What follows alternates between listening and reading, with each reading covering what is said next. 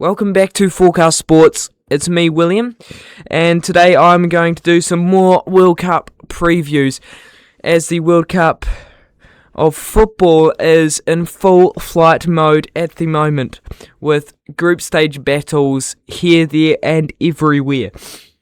So my previews that I'm going to do in this podcast is Germany vs Ivory Coast, New Zealand vs Egypt, Norway vs Senegal, and England vs Ghana. So a lot of possible upsets there I'm previewing today. So listen for more. I'm here for a while.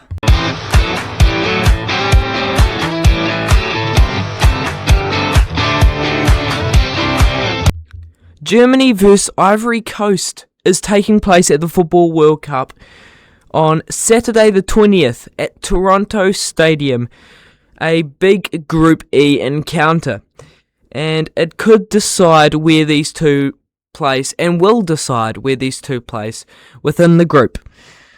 The rest of the group is for Group E, Ecuador and Curacao. So these two sides, both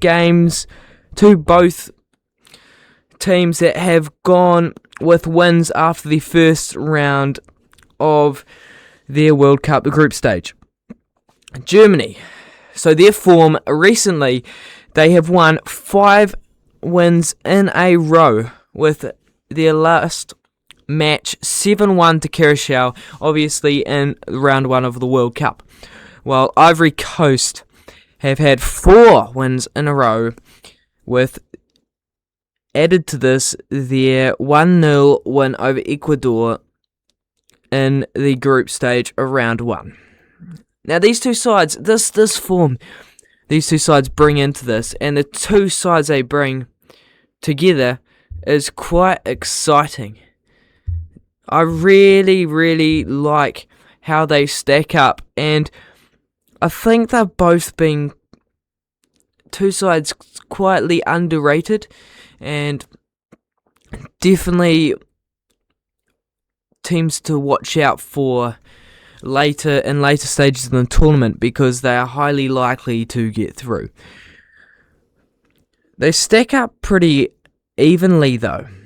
So Germany, their strengths, they are a side that like passing the ball. Their midfield likes to dominate games, and they rotate so well within the midfield, as we saw in Mecca and Pavlovic using, one of them would move up and one of them stay back and be the engine, and that meant that they had that extra attacker, but it also meant solidity at the back, while up front Florian Wirtz, Musiala and Sané are nearly given full allowance to move wherever they like.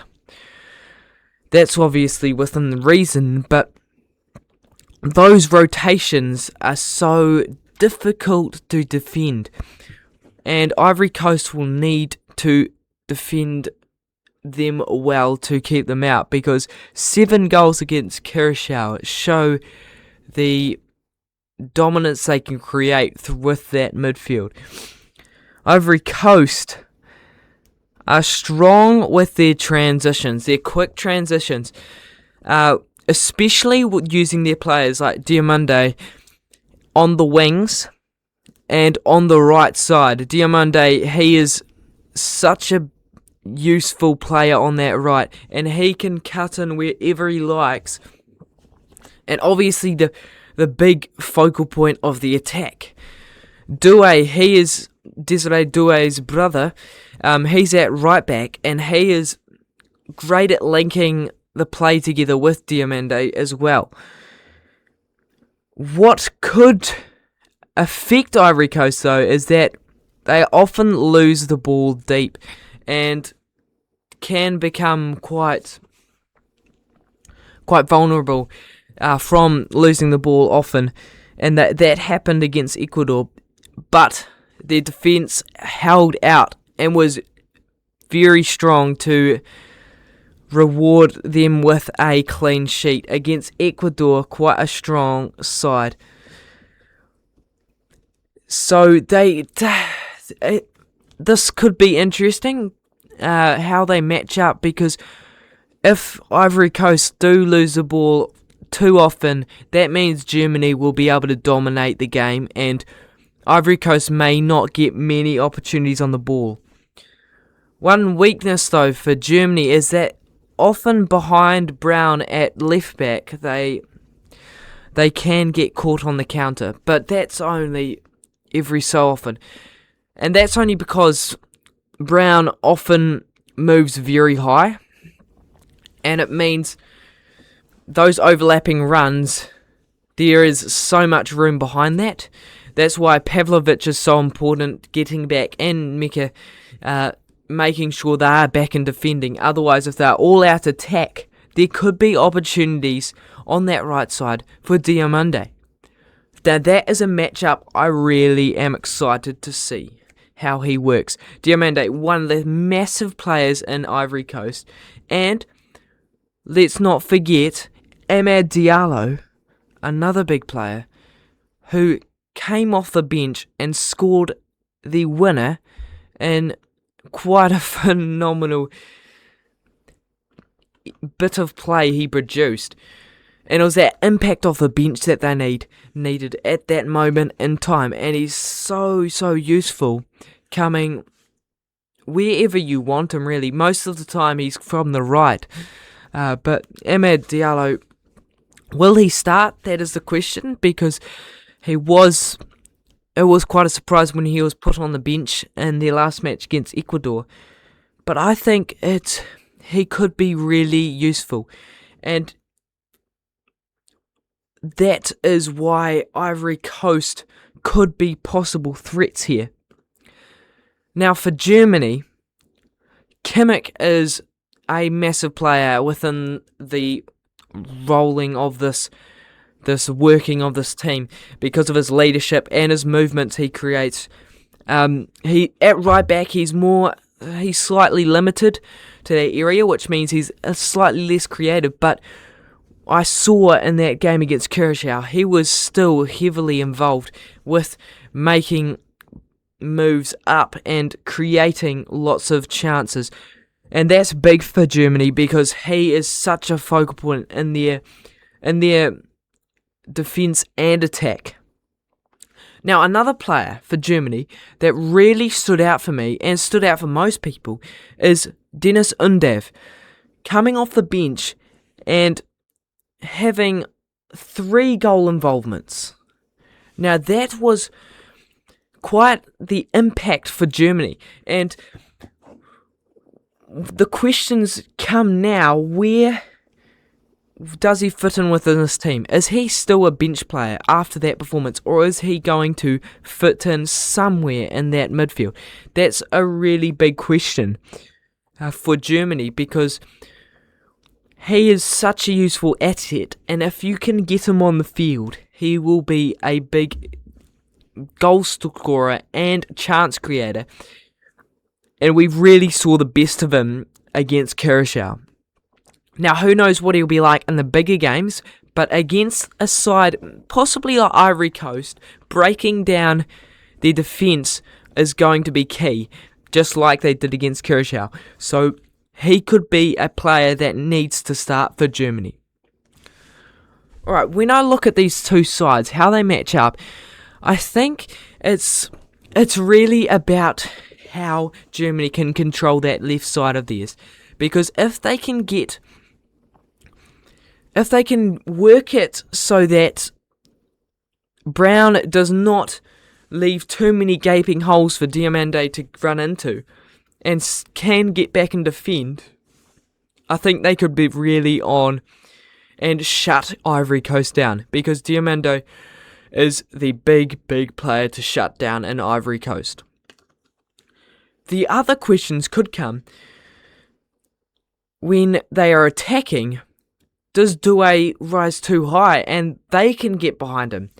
So what I'm saying here is this game is going to be played down Germany's left channel and down Ivory Coast's right channel. It's all going to be stacked around there. So watch that area as that is where the big wins and losses in the game will occur.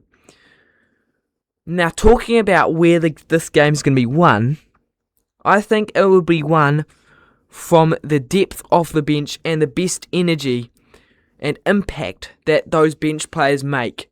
As deep in the game, we have seen so many times that goals will occur at a deadlock, will occur really late in the game. And we've seen so many late goals this World Cup, and I bet you we will see more. So, what about those players, Dennis Undav and Amad Diallo? If they are not starting and coming off the bench, they need to make the same impact they did last game. They need to, otherwise they could be at threat of not being able to finish out games. Now, my prediction for this match is that Germany will win 2-1 to Ivory versus Ivory Coast. And I think that is because there is still too much quality, but I think this will be a much more difficult test than Curacao. Alright, listen out for more. One player who has been in the huge spotlight over the past few days is Lionel Messi.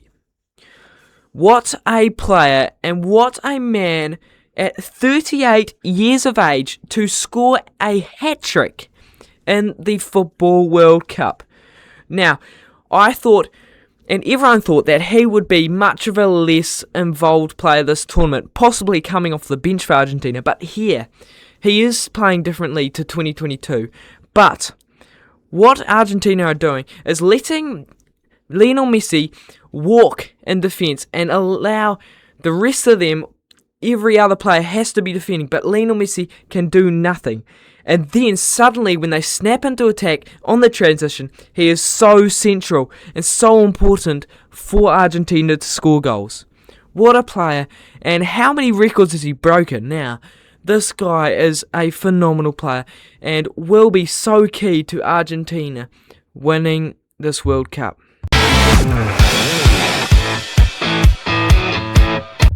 New Zealand are playing Egypt in both their second games of the FIFA World Cup. And now this one could be interesting here. And that is not because New Zealand were so close to beating Iran, but it's also because of the importance of this match and how much pressure could be on both the big sides and the big players for each side within the matches. Now, this game is taking place on Sunday the 21st in Vancouver, at BC Place in Vancouver, and it is a Group G match. The other teams in their group are Iran and Belgium. Now, the form for these two sides is, for New Zealand, it's been 4 losses and their most recent draw, 2-2 draw to Iran, which was a great result and a great performance from them, while Egypt have had mixed results, including their most recent draw to Belgium 1-1, which was also a fantastic result for them. So these are two sides on decent highs at the moment, and it could be vital, these little points that they could gain from this, or big points that they could gain from this matchup towards qualifying and towards getting further in the tournament. Every point counts in this World Cup. Now, the strengths for New Zealand are that they have some really good link-ups in their forwards, and we saw that Elijah Just, what a performance against Iran. And him connecting with Chris Wood was so vital for their success. And Chris Wood was not the goal scorer, but the creator and assister for Eli Just on one occasion during the match. And it was so important that they were able to connect upfield during that match, because it meant they could put the limited opportunities they got away. Now, what their weaknesses are, though, is when they do attack, or when they are stretched by attacks, they are often very weak and vulnerable when they are stretched, because it means easy passes through their defence, and often runners are untracked. Now, that could be an issue, especially against such a great attacking side of Egypt's quality. Now, Egypt, they are great at the counter-attack and with their attackers being in space. If Mo Salah is left in space, he is so difficult to stop and can create some of the best opportunities for Egypt. Omar Mamouche is also a very handy player when he is in space, so this will be difficult for New Zealand to stop. Their weaknesses, though, for Egypt is they sometimes are caught out due to speed down the wings, and the fullbacks sometimes can't get back and stop this. So New Zealand could try and work towards attacking those areas. Now, this is going to be a very tough match for New Zealand to try get points from, because they need points and possibly a win to get through, unless they draw to Belgium and some results go their way. So it could be very tough for them to qualify through. So this is such an important game, as Belgium is even much of a harder opposition. Now, Chris Wood will be so important for the side, and Eli Just. Eli Just, obviously, we saw what he put up in his performance last game. But Chris Wood, we all know him, and we all know how good he is. But can he just put some goals in the back of the net this game and be able to hold the ball up for New Zealand? Because possession is what they need during this match, because upfield possession, because if they can't get it out, Egypt will get so many opportunities. So it's so important that they have the ball upfield, New Zealand, so they can go for goals and attack, because they need that. Eli Just was such a great player last game, and he is allowed to make those opportunities when Chris Wood is able to keep the ball upfield. Now, for Egypt, of course, Salah and Mamouche will be so important for this Egyptian side. Mo Salah, what a creator, what a player, and Omar Mamouche, what a player as well. He is a phenomenal asset for Egypt, and it'll be interesting to see how they work this game out against New Zealand. Now, the key battles within this matchup is, of course, where it's up front, as both of these two sides are based around their attackers, but it's also based around where they are going to attack from. And Egypt will likely attack from the right side, as Mo Salah is a right wing midfielder, while Liberato Kakashe and Boxall will be on that left side defending. So those two will be key, plus Stamanic, to stopping those runners. And they have been such phenomenal players, especially Boxall, defending. So that could be key. Plus Sermon, who's obviously been such a good defender recently, and Crocombe in goal. Up front for New Zealand, they'll be likely looking around the left side, but mostly just counter-attacking. So the whole defence will be involved for Egypt, and they need to be able to get back. I think this game will be an end-to-end speed battle, where, as they're both quite counter-attacking side, transitions are key for both sides. and they like a lot of speed down the wings. I also expect there will be a lot of shots at goal, as they are both attacking-minded teams. So this game should be decided from the pairing up front.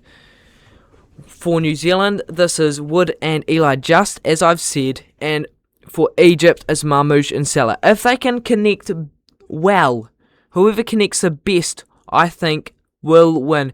And I have predicted that Egypt will win only just 3-2 over New Zealand, which is still a decent performance from New Zealand and is exactly what Egypt need to qualify.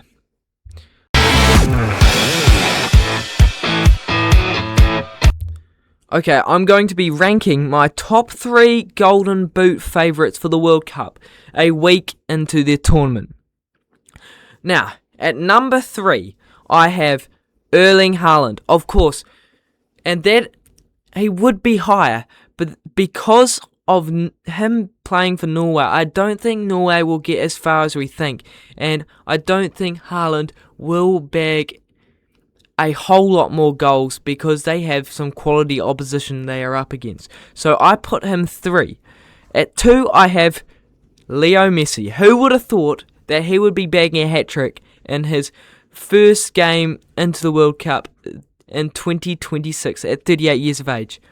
Who would have known that? And I think he can keep that going with Argentina and is such a focal point for them that he will be a high goal scorer for them. Now, number 1, it could be quite questionable. Is it this guy or this guy? But I have put Harry Kane. And that is because he has been such a massive player for Bayern Munich and, of course, England over the past year especially, and is in such great form. So I think he will come first for Golden Boot. Now, Kylian Mbappe is out of this. This is a great shock, but who knows what is coming forward.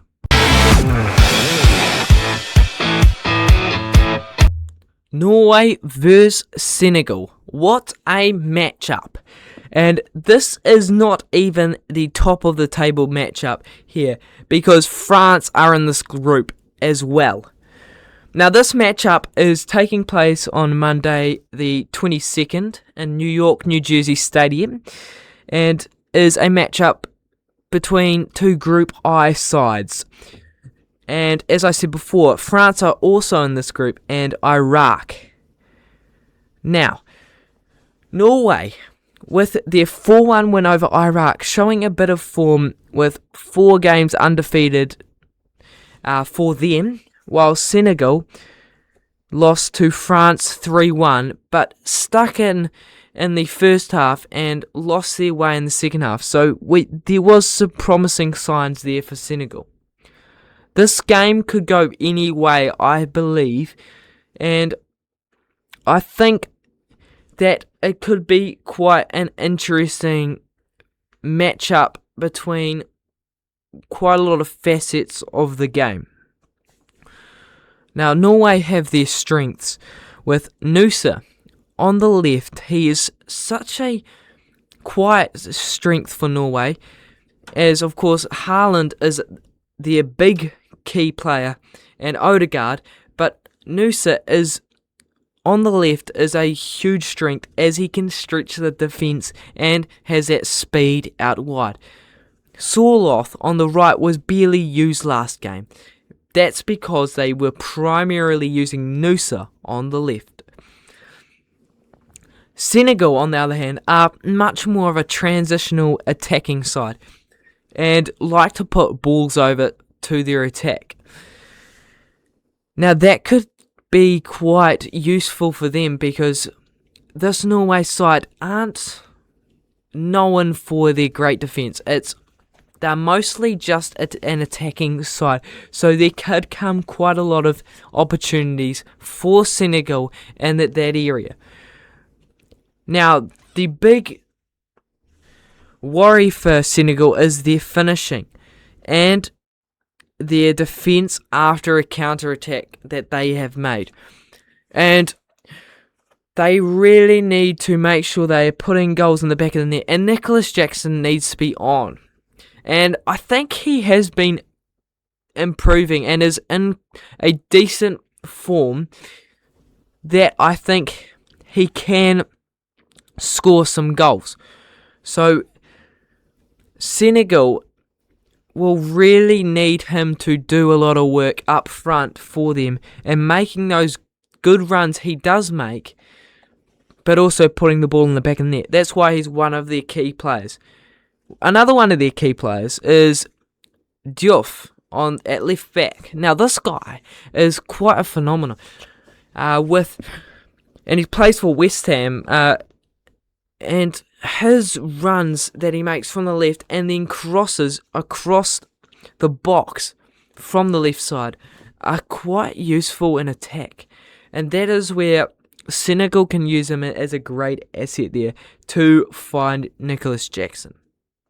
Those balls over the top could catch Norway out, although Norway are Norway are known to be physical builds, so it could be a difficult matchup and close matchup with those aerial balls. Now, Norway are, as I said before, quite weak with their defence and being together in defence, sticking as a line and not allowing opposition attackers to cross through, and that's been a big issue for them. But the key players, Haaland and Odegaard, will be key for them to make sure that they are gaining the momentum in the game. That's what Norway will pride themselves on, their ability to score more goals than other teams, because they just so often are creating so many chances for Haaland, and Haaland is one of the best goal scorers, if not the best goal scorers in the world. So he is going to be so important for them and Odegaard creating those opportunities so that they can put more goals on the board. And that's what wins you games, of course, scoring more goals. But the defence will also be key so that it's not just ruptured by the Senegal attackers. Now the key battles here, of course, whether Senegal do challenge Norway's defence enough. They were working in a bit of a 4-4-2 in defence with Kamara and Jackson moving up and pressing them, while Ismail Assar was dropping back a bit and creating. But I think that what they're going to do here is they are really going to press this Norway side and try to, or they will drop back and defend and try transition. Now, I'm not completely sure what they will do, but I think the press will be on here. On the other hand, for Norway, there are some big battles here, and Koulibaly and Diatta are going to have a challenge on their hands. I think it could be quite difficult for them, of course, with some of the best attackers up front, especially Erling Haaland. So they will need to be physically strong and good as a backline to defend this. This is going to be a big challenge for them, and I think Norway can score some goals from these matchups. I think this game will come down to a bit of a transitional match down the left side of the field for both sides. So Norway will work down Noosa's side and Senegal will work down Diouf and Mane's side. That will mean it'll be quite a exciting, quick match, end to end, and very physical. I'm expecting this game to be very physical, as Norway, of course, are big physical bodies, but I think Senegal want to hit this up with some physical behaviour as well. I think the team that will win this game will be the better team at holding defensive structure, because these two sides are going to struggle against these two attacks, and there's no questioning about that, because these two attacks for both sides are just phenomenal. So whoever can hold that structure and be able to keep them out for as many minutes as they can will win, I would say. Now, I think this is going to be a high-scoring encounter, and I believe Senegal will win 4-2.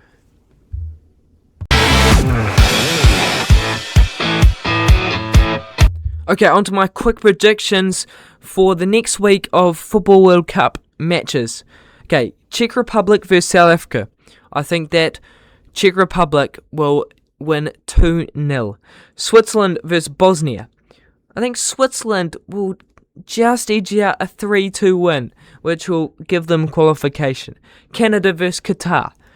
Now, I think this could be a 1-1 draw because Qatar really showed they can stay in games. Mexico versus Korea. This will be a really exciting encounter, and I think Korea can win 1-0. USA versus Australia. This will be incredible to watch. 3-2 to Australia. Scotland versus Morocco. 1-0 to Morocco. Brazil versus Haiti. Brazil 3-1. Turkey versus Paraguay.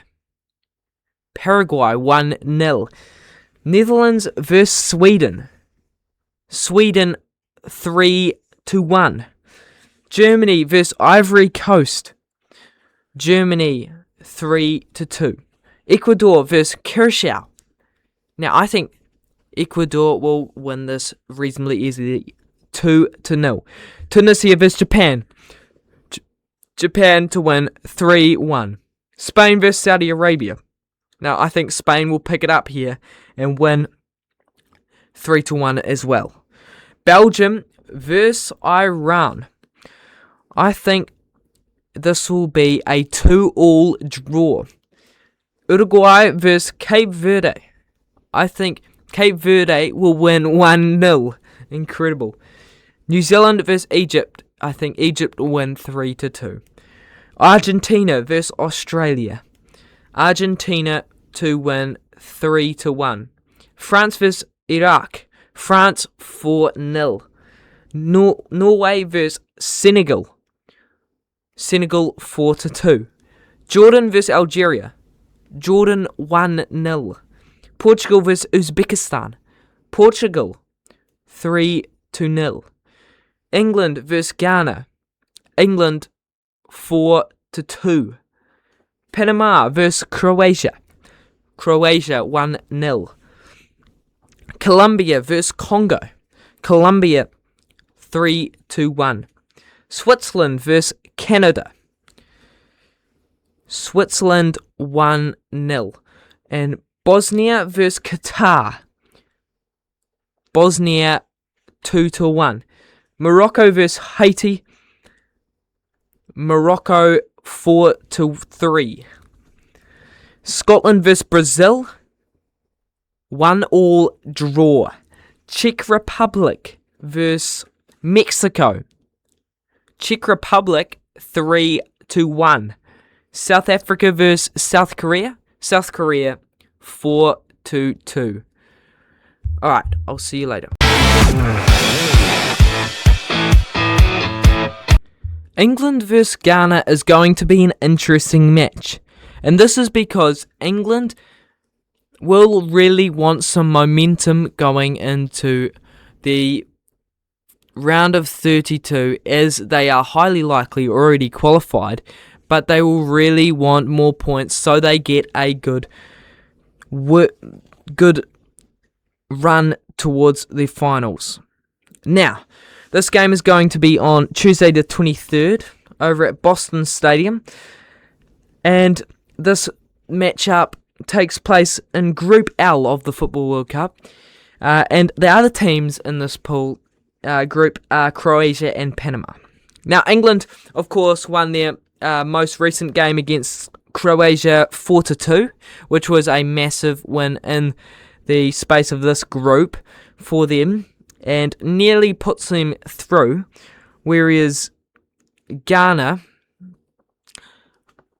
were won by the skin of their teeth in the 90 plus stoppage time and over Panama 1-0. So not the greatest of games for them, but coming off no win in 6 games, that was a massive, massive win in their World Cup run here. Now, England, of course, coming off 4 wins in a row, so they are in handy form coming into this World Cup. Now, England, of course, are going to pride themselves on their forward runs and the balls they put through to them. Bellingham was quite useful with the runs he made, especially for the one where he scored his goal, where he makes runs behind the defence of the opposition and is partly a false 9 when Kane drops back. Now, his runs are picked by Anderson and Rice, who are the defensive midfielders and creators for England. Also, Anthony Gordon and Noni Madueke will be so important in getting behind the defence and making those runs. Harry Kane, of course, a big source of those forward runs as well, because what he does, he drops back and he creates as well. So it means so many options for England up front, and it can cause a lot of strife for other defences, as it did for Croatia, and it caused a lot of chaos at the back for Croatia. And that's where they can do their best football. Now, they can also find they are weak when their fullbacks don't get back, and when they aren't able to cut the ball out. And Croatia, when they played England, scored their 2 goals from 2 really, really good plays. So I'm not expecting England's defence to be easy to break through, but I believe there are possibilities when O'Reilly and James move too high, there will be gaps behind them. And that's with most teams in this World Cup, especially the biggest sides such as England and France. And that will be where Ghana try to attack in their transitions and counterattacks. Now, Ghana, of course, are really good on the wings, with Semenyo being a huge source, moving both wings and creating a lot of opportunities, especially the goal they scored to seal the match against Panama in 93 minutes into the game. And what his role was he was playing central midfield, dropping back, helping out, because he is such a big player and is pretty much the main source for Ghana, and he was creating the opportunities for those wingers. That was what set up Thomas Asante's goal on the left side. And down those wings, the transitions. Now, what they could find hurts them though is putting the last balls in and cutting the balls back from those wings, so cutting the ball into the box to their striker, because they are often getting caught out there and are often holding on to the ball too long down those wings. Also, their finishing can be questioned as well. Also, they also find themselves quite weak when opposition sides use quick connection and wing play down the wings, and that's where England will really find their best football against Ghana, I think.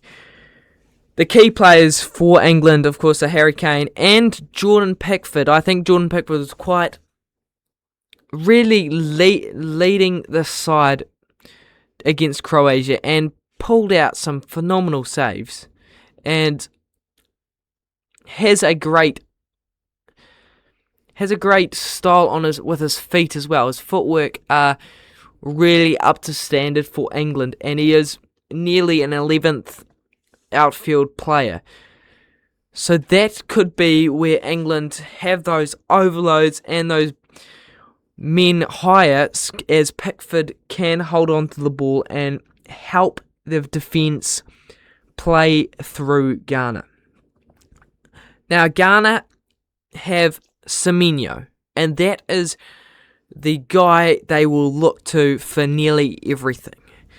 Now, Semenyo, as I said before, will drop back, but another guy that could impact the game, possibly coming off the bench, is Thomas Asante, who scored the winning goal against Panama on the left wing. And so many times he was fed the ball by Semenyo down that wing and created opportunities.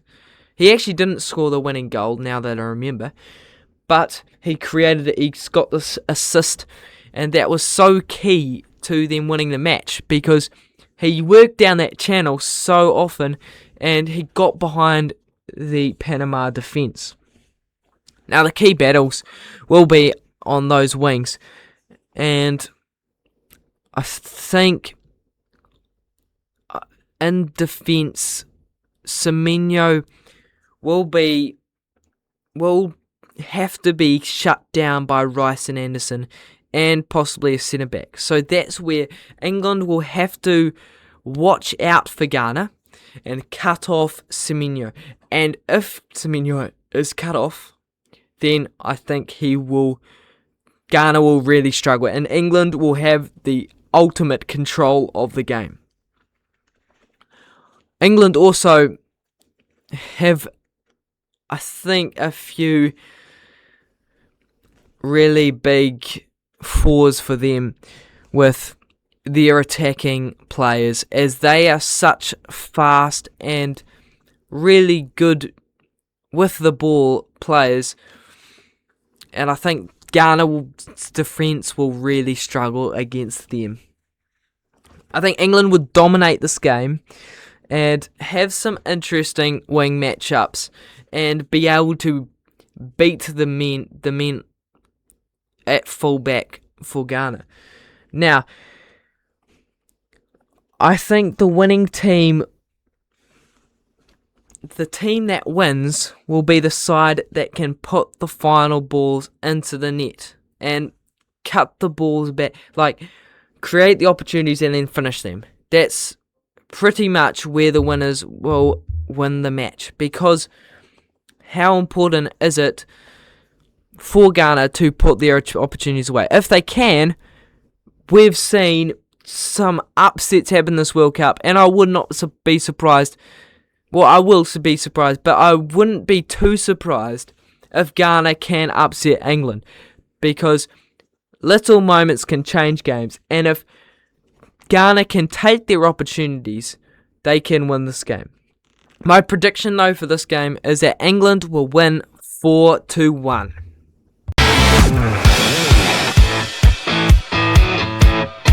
Okay, thank you for listening to this preview pod. We'll be back again next Monday or Tuesday, and next in a week's time for another preview pod. And we have a lot more to bring you with the World Cup in full flight, as I've said a million times. But thanks for listening. I really am glad that you've stuck around and keep watching and enjoying this football, because it only happens once every 4 years, and there are some exciting storylines to look out for. Stay here and tune in for more.